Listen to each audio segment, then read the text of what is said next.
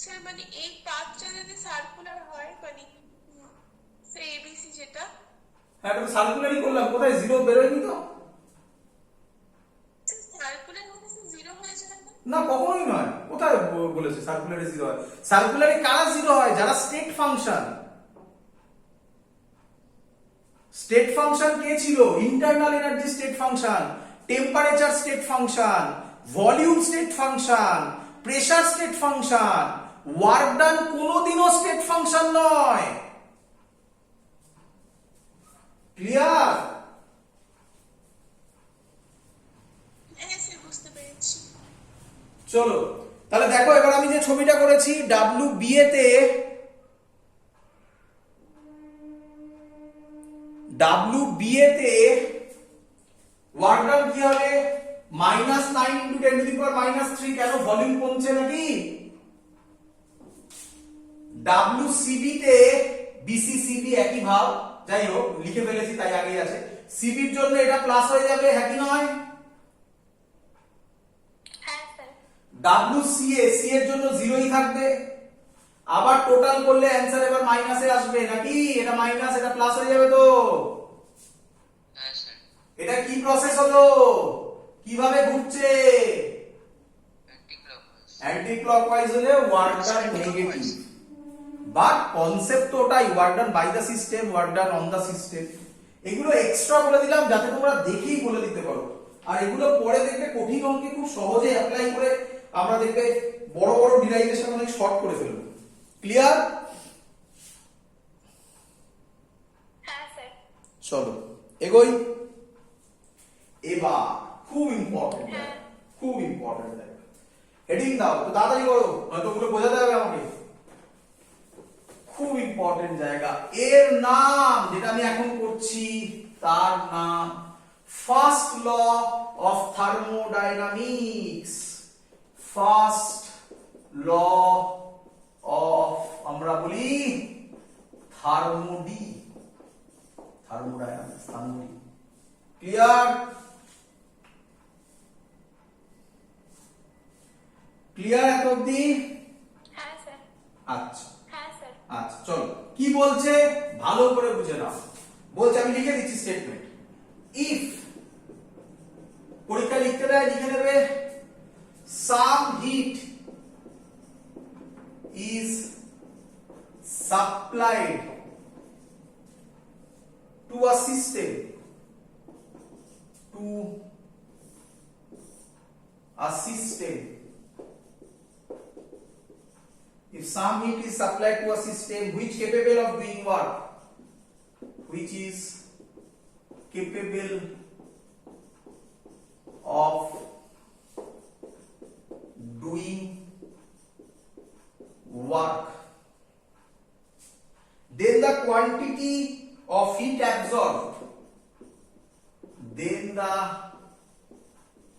quantity of heat absorbed by the system, by the system will be equal to the, will be equal to the sum of the increase in its internal energy, sum of the increase in its internal energy and the external work done, and the external work done by the system, by the system on the surroundings. চলো লেখা হয়েছে সবার, বোঝাবো এবারে। খুব important জিনিস, এতক্ষণ বাদে আমরা লাইনে এসছি। বলো বাবা, কিছু বলছো কেউ? স্যার একটু বাকি। হ্যাঁ লিখে নাও। আচ্ছা একটু শুনে নাও, একটু গল্প শোনো। আমি এই যে স্টেটমেন্টটা লিখলাম এটা এসএলআর থেকে লিখলাম, ঠিক আছে, আমি বলে দিচ্ছি শুনে নাও। বাট আমরা 0th ল করেছি তাই না, এর আগে 0th ল করেছি, এর আগে তো আমরা প্রচুর ল করেছি, থার্মোডাইনামিক্সের কথা বাদ দাও না, এমনি এমনি অনেক জায়গাতে প্রচুর ল করেছি। শোনো বাবা, এটা প্রথম জায়গা যার সত্যিকারের কোনো স্টেটমেন্ট নেই, এটা জোর করে লেখা, এটা ঘুরিয়ে লেখা, এটা মানে ঘুরিয়ে নাক দেখানো, কেন আমি বলবো এক্ষুনি, সব দেখাবো তোমাকে আমি। তো সত্যিকারের এটা প্রথম ল যার সেইভাবে কোনো স্টেটমেন্ট নেই। তাহলে স্যার এটা কিভাবে এলো, মানে স্টেটমেন্টটা এলো কোথা থেকে? অ্যাকচুয়ালি কোনো স্টেটমেন্ট আছে? অ্যান্সার না, কোনো স্টেটমেন্ট নেই। তাহলে এলো কোথা থেকে? এটা একমাত্র নূতনে করে দেওয়া আছে, যেটা জিম্যানস্কি বলে একটা বই আছে, সেই বই থেকে এটা কপি করা। তো আমি আগে তোমাদের সেটা বোঝাই, তারপর তোমরা এটাকেই মনে রাখবে, পরীক্ষায় লিখতে দেয় write down of first law of thermodynamics. But আবার রিপিট করছি, ফার্স্ট ল অফ থার্মোডাইনামিক্স একটা ম্যাথামেটিক্যাল ইকুয়েশন, কোনো স্টেটমেন্ট নয়। রিপিট করছি, যেমন Newton first law, sorry Newton first law, second law, third law ছিল না, তার স্টেটমেন্ট ছিল every action has an equal and opposite reaction. এর কিন্তু সত্যিকারের কোনো স্টেটমেন্ট নেই। কিভাবে এলো সেটা আমি একটু বোঝাচ্ছি, চলো বলি। হ্যাঁ স্যার। ফিল করো কনসেপ্টের জন্য। ধরো এটা এ পয়েন্ট, এটা তোমার বাড়ি, এটা তোমার বন্ধুর বাড়ি। তুমি তোমার বাড়ি থেকে বন্ধুর বাড়িতে যাচ্ছ, কটা রাস্তা দিয়ে যাবে? 3টে রাস্তা আছে ভাবো। প্রথম রাস্তা, সেকেন্ড রাস্তা, থার্ড রাস্তা। ক্লিয়ার? হ্যাঁ স্যার। আমি রিপিট করেছিলাম, আমি আবার বলেছিলাম, আরেকবার বলে দিচ্ছি আমি। ইউ, প্রেসার, ভলিউম, টেম্পারেচার, এরা state function. Work done, heat, এরা কিন্তু স্টেট ফাংশন নয়। ক্লিয়ার? হ্যাঁ স্যার। চলো এবার বলছো। তাহলে ধরো তুমি 1 নম্বর পাত দিয়ে যাচ্ছ, তাহলে এনার্জি নিয়েছো Q1, ওয়ার্ক ডান করেছো W1। বলো বুঝলে কি না? হ্যাঁ স্যার। আচ্ছা 2 নম্বর পাতে energy Q2, work done W2। তাহলে বোঝা যাচ্ছে W2 স্টেট ফাংশন নয়, তার মানে পাথের উপর ডিপেন্ড করে না, করে, তাই এটা 1 নম্বর, এটা আলাদা আলাদা। আর 3 নম্বরে Q3 আর W3 নিয়েছো। ক্লিয়ার? হ্যাঁ স্যার। বলছে এদের ডিফারেন্স যেটা, মানে 1 নম্বর পাথে Q1 মাইনাস W1 যা হবে, 2 নম্বর পাথে Q2 মাইনাস W2 তাই হবে, 3 নম্বর পাথে, এখানে লিখলে ভালো, ছোট ছোট করে লিখছি, Q3 মাইনাস W3 তাই হবে। বলো বুঝলে কিনা? হ্যাঁ স্যার। বলছে এখানে যা হবে, যা নিয়েছো তার ওয়ার্ক ডান সেটা সবসময় সেম হবে, এই ডিফারেন্সটা সেম হবে। তখন বলছে, মানে মেজার করে দেখা গেছে ডিফারেন্সটা সেম, তখন বলছে Q মাইনাস W একটা কনস্ট্যান্ট, হ্যাঁ কি নয়? হ্যাঁ স্যার। এই কনস্ট্যান্টের নাম চেঞ্জ ইন ইন্টারনাল এনার্জি বা ডেল্টা ইউ, যেটা কিনা 1 নম্বর পাথেও যা হবে, 2 নম্বরেও তাই হবে, 3 নম্বরে তাই হবে, কারণ এ আর বি সেম, পাথের উপর ডিপেন্ড করে না। ক্লিয়ার? ডিপেন্ড করে না। ক্লিয়ার? Sir clear. হ্যাঁ স্যার ক্লিয়ার। তাহলে এখান থেকে আমি বলতে পারি ইকুয়েশনটা দাঁড়ালো Q minus W is equal to delta U. তাহলে Q is equal to delta U plus W। This is called, আর এসব ভুলে যাও, এসব ভুলে যাও, এটা কিন্তু অ্যাকচুয়াল কনসেপ্ট, নূতনে দেওয়া আছে। This is called first law of thermodynamics. এবার স্টেটমেন্ট পড়ো, দেখো, if some heat is supplied to a system which is capable of doing work, then the quantity of heat absorb, কত হিট অ্যাবজর্ব করলো? Q. Then the quantity of heat absorbed by the system will be equal to the sum of the increase in its internal energy delta U, happy নয়?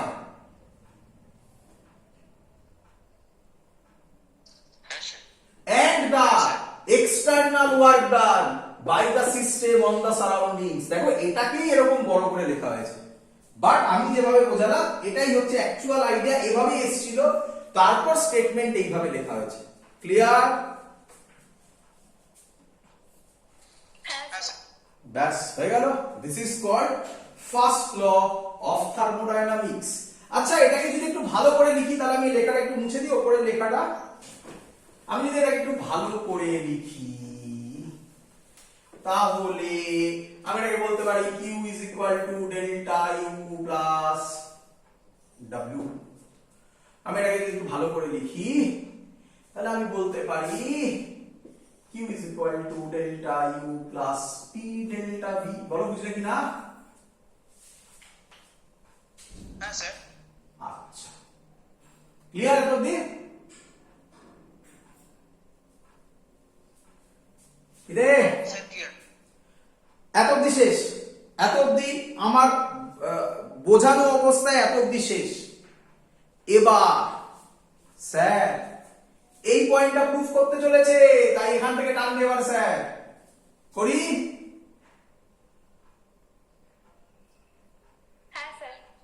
এই সময় খুব স্বাভাবিক, যারা ইউটিউবে দেখবে বা যারা এখনো ক্লাস করছো ব্যাকে গিয়ে গিয়ে দেখবে যে স্যার যা বলছে সেই ইকুয়েশন গুলো কারেক্ট হচ্ছে কিনা।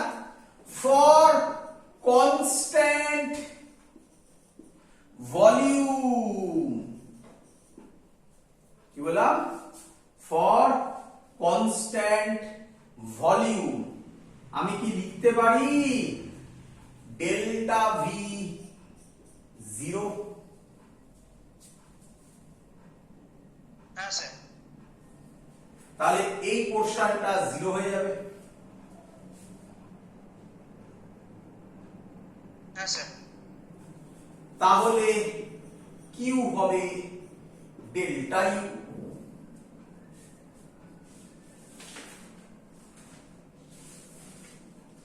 রে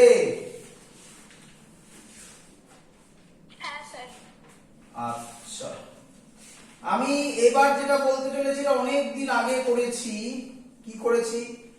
ডেল্টা ইউ এর ফর্মুলা লিখেছিলাম এন এফ বাই 2 আর ডেল্টা টি। যারা বলছো স্যার এটা কোথা থেকে লিখেছেন, তারা আমার আগের দিনের লাস্ট ভিডিও দেখলে তারা পেয়ে যাবে। এটা আগের দিনের লাস্ট ভিডিও, থার্মোডাইনামিক্স 8, আমি যতদূর মনে করছে, আমার মনে নেই অত, তবে মনে হয় থার্মোডাইনামিক্স 8 অর 7 এর মধ্যে এইটা আমি বুঝিয়েছি। ক্লিয়ার?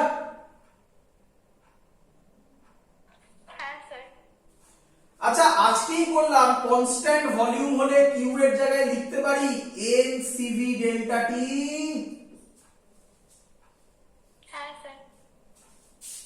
রে এলো কিছু? Delta T N N CV F by 2 আর বলেছিল স্যার। ক্লিয়ার? প্রুফ করে দিয়েছি একটা। চলো মনে রাখবে এগুলো, ফর্মুলাগুলো মনে রাখবে।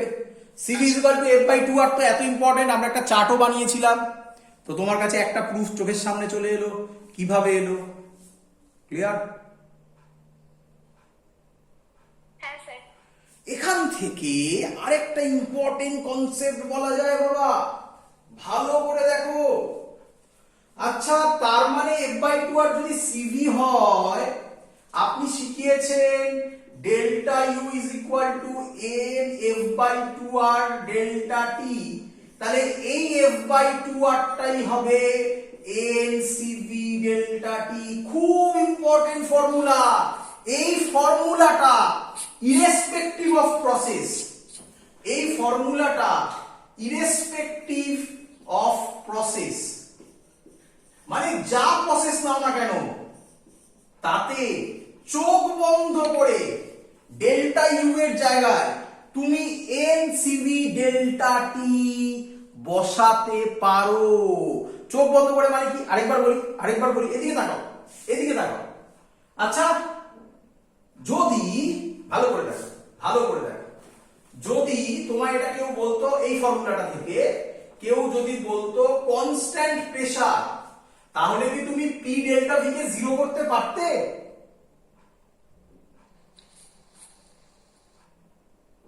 হ্যাঁ না স্যার হবে না। কনস্ট্যান্ট প্রেসার ডেল্টা পি আছে নাকি? ডেল্টা পি থাকলে তো জিরো হতো। হ্যাঁ হ্যাঁ হ্যাঁ, না হতো না। তাহলে এটা জিরো হবে না। কিউ এর জায়গায় তখন তুমি বসাবে এন সিপি ডেল্টা টি, হ্যাপি নয়, শিখিয়েছি। হ্যাঁ আর ডেল্টা ইউ এর জায়গায় তুমি বসিয়ে দিতে পারো এন সিপি ডেল্টা টি। আমি রিপিট করছি, এটা কিন্তু কি বললাম, ফর কনস্ট্যান্ট প্রেসার, কিন্তু তাতে কিছু যায় আসে না, কারণ ইন্টারনাল এনার্জি শুধুমাত্র টেম্পারেচারের উপর ডিপেন্ডেন্ট, ইরেসপেক্টিভ অফ প্রসেস। তুমি সব জায়গায় ডেল্টা ইউ এর ফর্মুলা এনসিভি ডেল্টা টি বসাতেই পারো। এটা একটা ইম্পর্টেন্ট পার্ট, খুব কাজে লাগবে, খুব সুন্দর সুন্দর অঙ্ক আসবে এখান থেকে। যদি কেউ এটা বুঝে যায় তার কাছে অনেক সহজ হয়ে যাবে থার্মোডাইনামিক্স। ক্লিয়ার? হ্যাঁ স্যার। চলো এবার আমরা করব, লেখো কমপ্লিট এটা।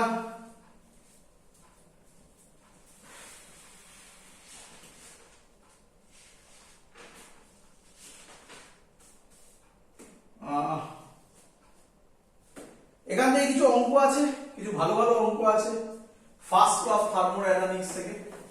তাহলে ফার্স্ট অফ থার্মোডাইনামিক্স থেকে তাহলে একটা হয়ে গেছে, আমরা মুছে দিলাম। এটা আজকে হবে না মনে হচ্ছে, এটা পরের দিন করবো। ফার্স্ট অঙ্ক লেখো 1 মোল অফ, আচ্ছা কোথা থেকে বলছি, ফার্স্ট অফ থার্মোডাইনামিক্স থেকে অঙ্ক দিচ্ছি। 1 মোল অফ, সহজ অঙ্ক পারবে, O2 ইজ হিটেড। আচ্ছা আরেকটা কথা আমার বলা হয়নি তোমাদের, আরেকটা ফর্মুলা একটু লিখে নাও। কিউ এর ফর্মুলা কি কি হয়,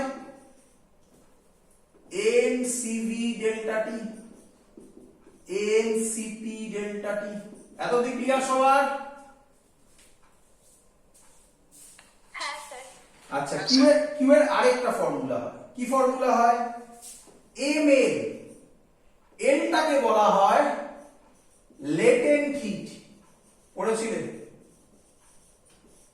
9-10 ছিল লেটেন্ট হিট, তাই না? হ্যাঁ স্যার। হ্যাঁ স্যার। তো এটা আরেকটা ফর্মুলা হয় এম এল, এটা কিউ এর আরেকটা ফর্মুলা, লেটেন্ট হিটের ফর্মুলা। এনসিপি ডেল্টা টি কখন বসাবো, যখন volume constant. N C P delta T কখন বসাবো, যখন pressure constant. Pressure constant. M L কখন বসাবো, যখন অঙ্কে লেটেন্ট হিট থাকবে। ক্লিয়ার? হ্যাঁ স্যার। আচ্ছা আরেকটা কথা বলে রাখি, যদিও এখানে আমি এখনো লিখিনি, delta U is equal to N CV delta T কখন বসাবো,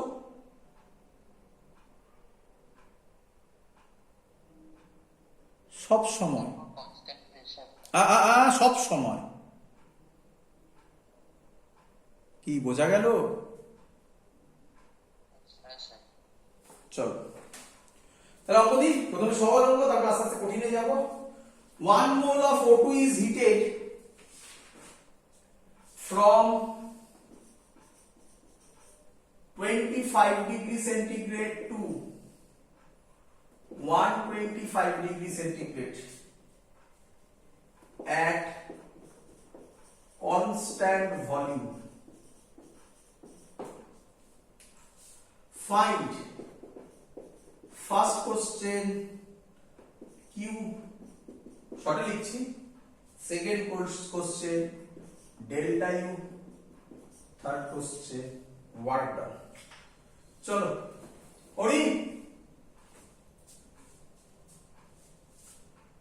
করব হ্যাঁ স্যার হ্যাঁ স্যার একদম সহজ অঙ্ক দেখে যাস বাবা 1 মোল এর কত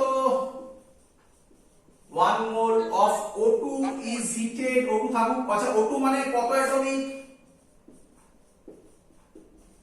ডায়াটমিক কি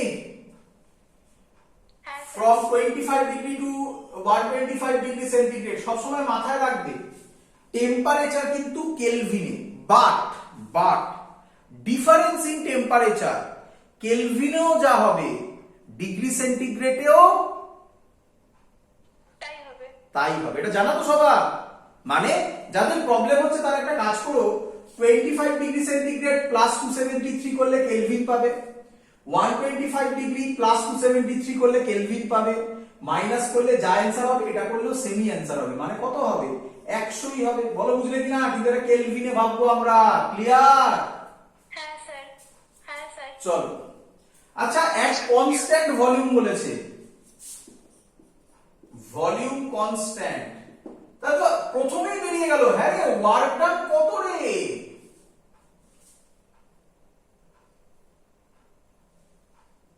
জিরো হবে জিরো তাহলে এতক্ষণ কেন টাইম নিলি কেন কনস্ট্যান্ট ভলিউম হলে তো ওয়ার্ক ডান সব সময় জিরো শেখালাম না sir P delta V formula একদম very good P delta V formula আচ্ছা কিউ বার করতে দিয়েছে রে কিউ এর ফর্মুলা বলতে পারি এনসিভি ডেল্টা টি কেন স্যার কনস্ট্যান্ট ভলিউম বলেছে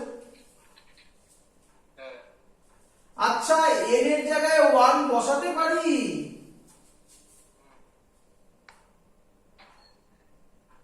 হ্যাঁ না বল হ্যাঁ হ্যাঁ হ্যাঁ হ্যাঁ রে সিভি ফর্মুলা আজকে শেখালাম রে এফ বাই 2 আর বসাতে পারি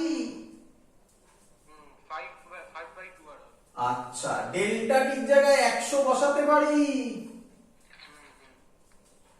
আচ্ছা হ্যাঁ রে ডায়াটমিক হলে এফ কত হয় জানো মনে পড়ে 5 স্যার বুঝতে পারছিস চার্টের গল্প কি তাহলে 5/2 আর ইনটু 100 মানে 250 আর ঠিক করেছি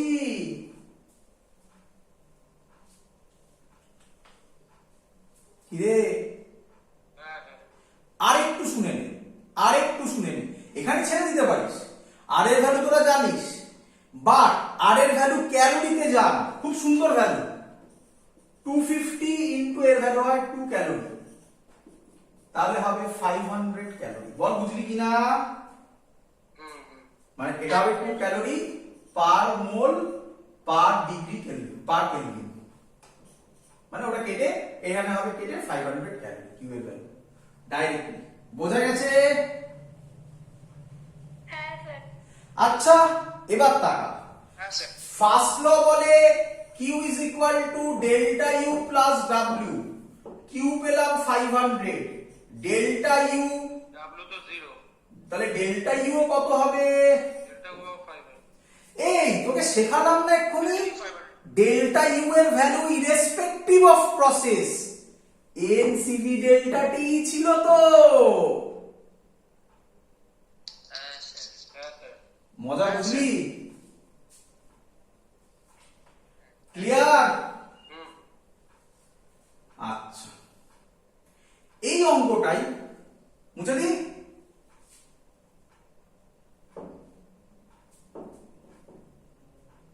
কিরে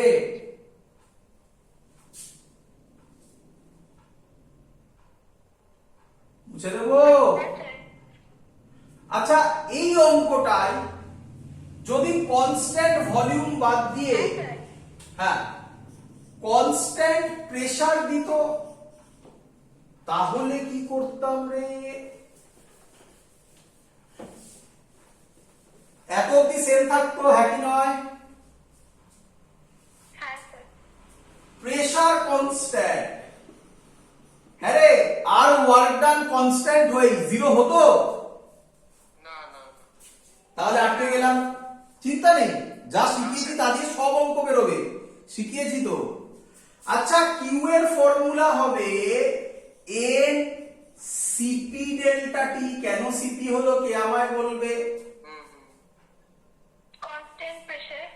একদম এর এর জায়গায় 1 বসাবো, সিপির জায়গায় বসাবো। মনে আছে ফর্মুলাটা f/2 + 1 * r ছিল নাকি রে? হ্যাঁ স্যার। আর ডেল্টা টি এর জায়গায় 100 বসাবো। f হচ্ছে 5/2 + 1 মানে 7/2r। 7/2 r এর জায়গায় 2 বসাবো ইনটু 100, 700 ক্যালোরি। কি রে?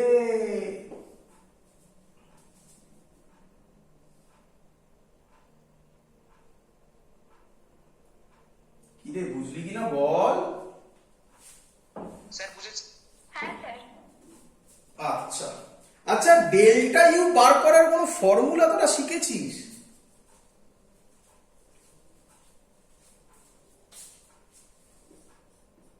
কি রে? স্যার হ্যাঁ sir. n f/2 r delta t।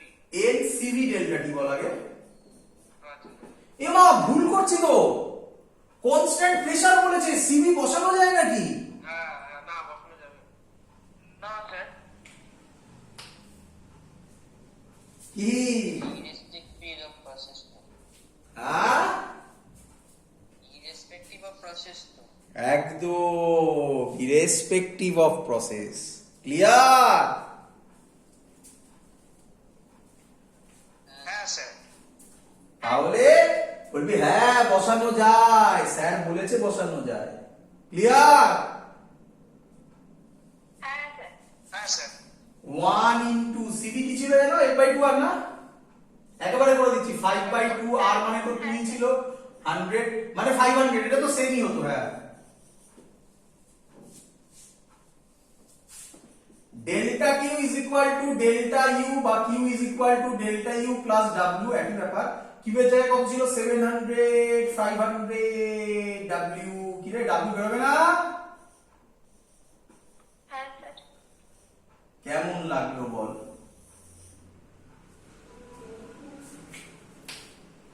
Clear? হ্যাঁ স্যার। দিয়ে একটা সুন্দর কঠিন অঙ্ক, বুঝেছি স্যার। একটা সুন্দর কঠিন অঙ্ক, আজকে শেষ অঙ্ক দিক। হ্যাঁ। তাহলে আজকে আমি প্রুফ করতে পারলাম না CP minus CV is equal to R, পরের দিন প্রুফ করে দিচ্ছি। আর সিপি গ্রেটার দ্যান সিবি, এই দুটো পরের দিন প্রুফ করে দিচ্ছি। আজকে এই অঙ্কটা দিয়ে আমরা ক্লাস শেষ করব। খুব সুন্দর অঙ্ক, ভাবো। চলো করছি। 1 gram of water at 100 degree centigrade, মুছে দিলাম। তাহলে একটু তোমরা মনে রেখো, হ্যাঁ এই দুটো আমি করাবো, আমার মনে থাকবে। বাই চান্স যদি আমি ভুলে যাই, ভুলবো না তবু। 1 gram of water, 1 gram of water at 100 degree centigrade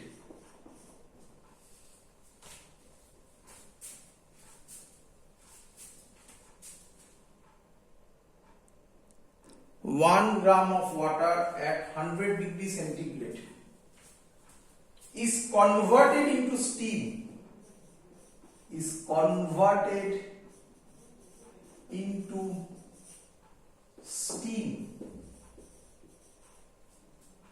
at the same temperature, at the same temperature. If the volume of steam is, if the volume of steam is 1671 centimeter cube, find the change in the internal energy. Find the change in the internal energy of the system, of the system. Latent heat of steam বলে দেওয়া আছে, latent heat of steam 2256 joule per gram given 1 atm atmospheric pressure 1.01 into 10 to the power 5 newton per meter square। চলো সবাই আগে পড়ে নাও কি বলেছে দেখে নাও। করব হ্যাঁ স্যার। আচ্ছা আগে বলে নি একটু কিভাবে সাজালাম দেখে নাও আগে। স্যার এখানে q ইকুয়ালস টু ml লাগাতে হবে। Very good very good. Delta u equals to ml minus এবার আসবে আস্তে আস্তে ব্যাস এটা ধরে নিতে পারলে হাফ কাজ ডান আর অল্প কাজ বাকি আছে সেটা বলে দিচ্ছে। আচ্ছা কিভাবে সাজালাম আগে বোঝো। প্রথম অঙ্ক দিলাম q equal to ncv dt হ্যাঁ কি নয়। সেকেন্ড অঙ্ক দিলাম q equal to ncp dt clear. Third অঙ্ক তোমরা ধরেই ফেলেছো খুব সুন্দর ধরেছো লেটেন্ট হিট আছে তাহলে অবভিয়াসলি q এর জায়গায় বসাবো ml ক্লিয়ার। yes sir চলো আগে আমি ভ্যালু গুলো লিখে নিই কি কি ভ্যালু বলেছে। আচ্ছা তার আগে আরেকটা জিনিস একটু অবজার্ভ করো বাবা লেটেন্ট হিট অফ স্টিল 2256 বলো তো জুল পার গ্রাম জুল পার গ্রাম সিজিএস এসআই মিশিয়ে দিয়েছে। তো এই টাইপের অঙ্ক আরেকটু ডিফিকাল্ট হয়ে যায় বিকজ অফ ইউনিট। তাই ইউনিট গুলো সাবধানে করবে। তোমরা কি জানো না 1 গ্রাম মানে কত কেজি আরামসে জানো সেগুলো জাস্ট একটু সাবধানে বসাবে করছি আমি। চলো দেখ আচ্ছা কি কি দেওয়া আছে আগে বলো। মাইনাস 3 করে হ্যাঁ করছি আমি আগে করে ঠিকই বলেছো করবো সেটাই বললাম মাথায় একটু রেখো এগুলো। মাস অফ ওয়াটার বলে দেওয়া আছে মাস অফ ওয়াটার 1 গ্রাম কেজিতে কনভার্ট করে নিচ্ছি 10 to the power minus 3 KG বলো বুঝলে কিনা। হ্যাঁ স্যার আচ্ছা লেটেন্ট হিট বলে দেওয়া আছে L 2256 কেউ একটা বললো জুল পার গ্রাম আছে 10 টু দি পাওয়ার মাইনাস 3 করে নিলাম জুল পার কেজি হয়ে যাবে বলো বুঝলে কিনা। সরি 10 টু দি পাওয়ার 3 হয় নাকি তাই তো। ওরে গ্রামটা পার গ্রাম আছে মানে divided by 10 to the power minus 3 উপরে গেলে 10 টু দি পাওয়ার 3 হবে তো। হ্যাঁ স্যার 10 টু দি পাওয়ার 3 হ্যাঁ ওটাই তো বললাম ইউনিটটা সাবধানে। আচ্ছা প্রেসার দিয়ে দেওয়া আছে 1.01 10 টু দি পাওয়ার 5 ইউনিট একদম ঠিক আছে ইউনিট গুলো লক্ষ্য রাখবে ক্লিয়ার।